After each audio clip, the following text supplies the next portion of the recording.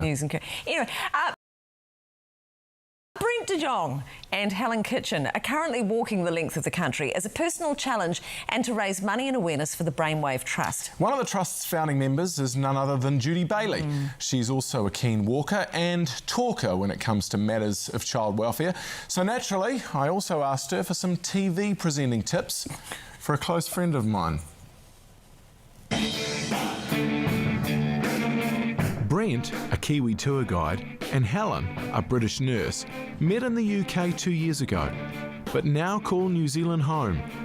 A home they're getting to know very intimately as they trek from the very top to the very bottom, doing the Te Aotearoa pathway that was the brainwave of legendary writer and outdoorsman Jeff Chappell, seen here knocking the bastard off in the 1990s. A couple of months ago, or maybe even a year ago, it was an idea that you said actually, and I thought, oh yeah, another Brent idea. Another Brent idea? I like ideas, yeah. Silly ones at that too. Yeah, no, it's just something, it's a challenge we just wanted to do, and we're meant to go back for Helen's brother's wedding up in the UK, and that got scuppered, and we thought we wanted to give back to charity, and we want to do something active, and so here we are.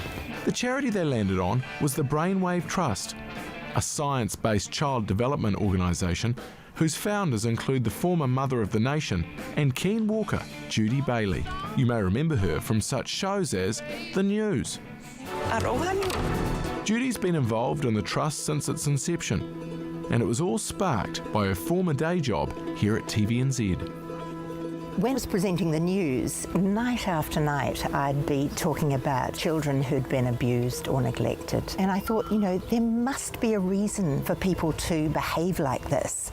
And the neuroscience explains it all. It's all about how our brains are wired in those first 3 years of life. The Trust's main thrust is taking the latest scientific research about child development and getting that information to those who can best use it. The police, social workers, early childhood teachers, and most especially to parents. And who better to ask for some TV presenting advice than the Mother of the Nation? You were the Mother of the Nation. There's certain pressure that comes with that title. It's not something that you wanted. I work with the mother's friend who comes over, drinks a couple of Chardonnays, gets her hands in the air and has a little bit of a dance. Good woman. Advice for television presenters of today? I just think you guys work in such a different environment now. It's so hard. It's the same. No, it's not. There are way more pressures of social media, I think. You were not doing anything that ever would have got you into trouble, though. You are that's wholesome. what you think. Really?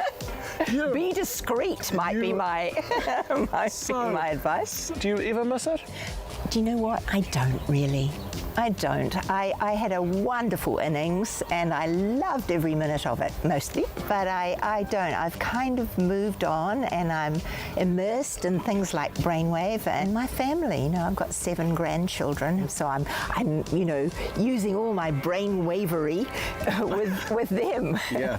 Do you think maybe we could walk the length of this boardwalk together, perhaps? I reckon we should, in the spirit of solidarity with Brent and Helen. Aren't they great? Aren't they great? To do that.